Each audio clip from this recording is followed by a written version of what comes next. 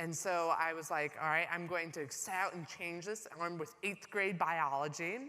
It's a bit lofty of a goal, but I was going to do it. And my kind of rationale was the current test sucked so much that anything I do will probably be marginally better. So armed with this go-getter attitude, I set out, and I soon found what a sensor for pancreatic cancer would really have to look like in order to be effective. It would have to be inexpensive, rapid, simple, sensitive, selective, and minimally invasive. And I was pretty sure I could do this.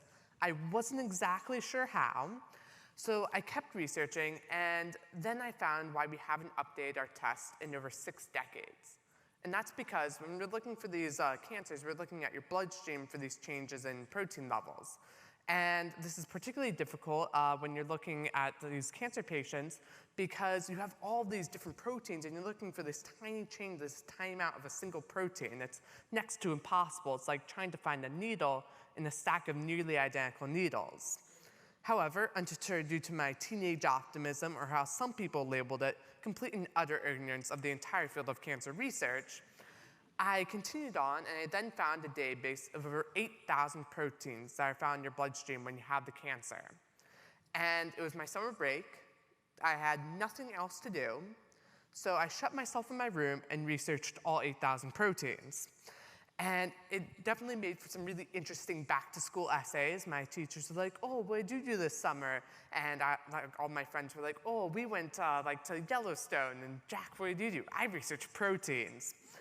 There's always an awkward pause after that, but I kept going, and my kind of rationale going into this was it was a lot like playing Pokemon, but instead of gotta catch them all, it was gotta research them all.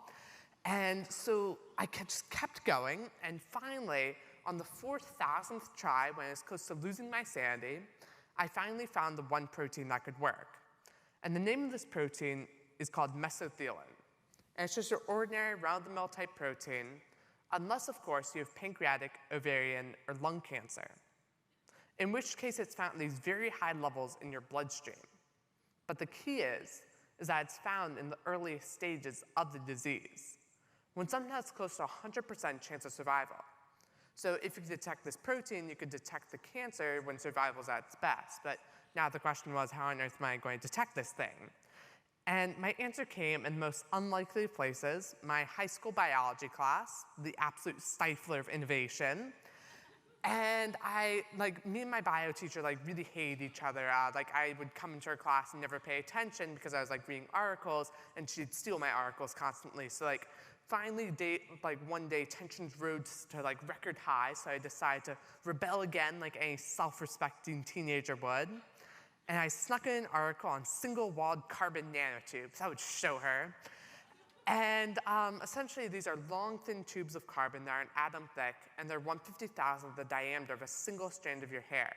So they're extremely small, but they have these amazing properties. They're kind of like the superheroes of material science. For example, they're stronger than steel and can conduct electricity better than copper. So I was pretty much fascinated with these things, and it was kind of like a Justin Bieber obsession, but instead of posters, I had papers. And so I smuggled in this article, and I was reading about all these interesting properties when we were learning, at the same time, we were learning about these things called antibodies. And I was just sitting there, and all of a sudden it hit me. You could combine these two concepts, and what you end up with is a network of nanotubes laced with antibodies.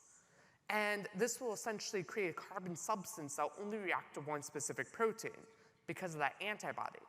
But also, due to the amazing properties of these nanotubes, it actually change how electricity flows through it based on the amount of protein present, and thus indicate whether or not you have pancreatic cancer. And essentially how this is working is it's like having a giant bowl of spaghetti noodles. And if you imagine the spaghetti noodles as carbon nanotubes and the meatballs as antibodies, what's happening is when you put these antibodies, when the antibody reacts with the protein, it forms these larger beefed up molecules that spread the neighboring noodles apart, or the neighboring nanotubes apart. And that will cause less connections between individual nanotubes. And thus, it'll cause less pathways for electrons to take when you run an electrical current through it. So then what happens is you just measure this change in electrical resistance using a $50 ohm meter that you get from your dad's garage and don't tell him about for 4 months. And